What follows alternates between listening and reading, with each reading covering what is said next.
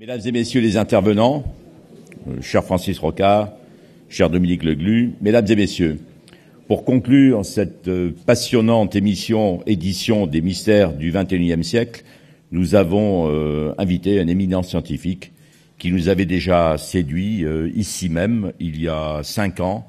dans le cadre des mystères, lorsqu'il était venu nous parler des origines de l'humanité,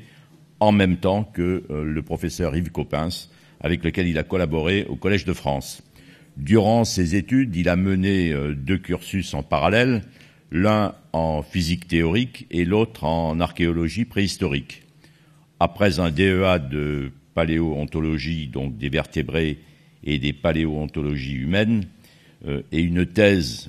qu'il soutient à l'université Paris 6, il a été chercheur au célèbre Duke University Medical Center de Durham en Caroline du Nord, où il s'est intéressé à l'évolution du crâne des hominidés, ce qui comprend les hommes et leurs ancêtres, ainsi que les grands singes actuels et fossiles. Ces recherches l'ont conduit à intégrer l'étude scientifique du comportement des singes et des grands singes dans le champ des travaux sur les origines de la lignée humaine. En 2002, il a d'ailleurs signé un livre intitulé « Le singe est-il le frère de l'homme ?»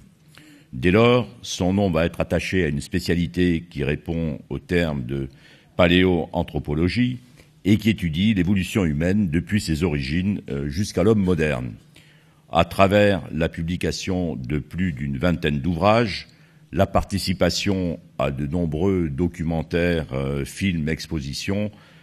sa collaboration scientifique auprès des grands musées comme le Muséum national d'histoire naturelle ou la Cité des sciences, il a contribué à la diffusion de la connaissance sur l'histoire de l'humanité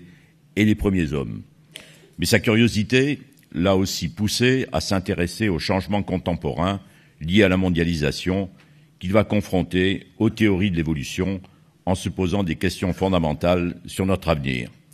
De la savane à l'ère numérique, comment l'homme d'aujourd'hui, qui à travers ses révolutions industrielles a modifié la nature et ses écosystèmes jusqu'à influencer le climat, comment va-t-il évoluer? Comment va-t-il s'adapter aux conséquences démographiques et écologiques de ses succès? Mesdames et messieurs, pour conclure cette 19e édition des mystères du XXIe siècle, j'ai l'honneur et le plaisir d'appeler le paléoanthropologue Pascal Pic.